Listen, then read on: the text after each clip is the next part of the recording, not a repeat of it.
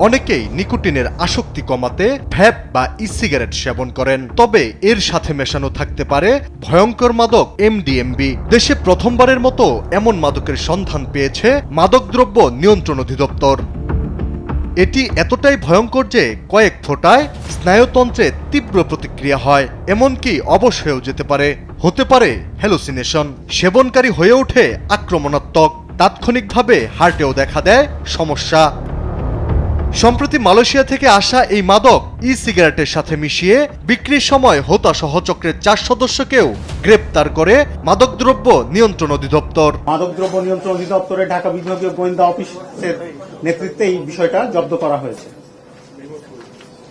এটা মূলত মালয়েশিয়া থেকে সংগ্রহ করা হতো। এই চক্রের মূল হোতা সহ আমরা সকল সদস্যকে ইতিমধ্যে গ্রেপ্তার করেছি।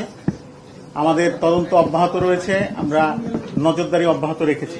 শুক্রবার সেগুনবাগিচায় সংস্থাটি আরও জানায়, চক্রটি ফেসবুক ও হোয়াটসঅ্যাপ গ্রুপের মাধ্যমে এই মাদক বিক্রি করছিল, যা শয়তানের নিঃশ্বাসের চেয়েও ভয়ঙ্কর।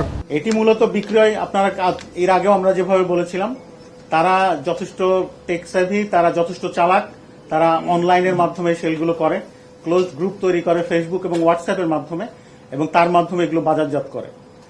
আমরা আমাদের তথ্য প্রযুক্তি ব্যবহার করে আমাদের চৌকস কর্মকর্তারা দীর্ঘদিন ধরে ফলো করে ক্রেতা সেজে আমরা সেই বিষয়গুলো উদ্ধার করেছি। আমাদের প্রক্রিয়া চলমান রয়েছে। এমডিএমবির ভয়াবহতা বিবেচনায় একে খ থেকে ক শ্রেণীভুক্ত করার কথাও জানায় সংস্থাটি। আলী আক্কাস, আকাশ, দেশ টিভি, ঢাকা।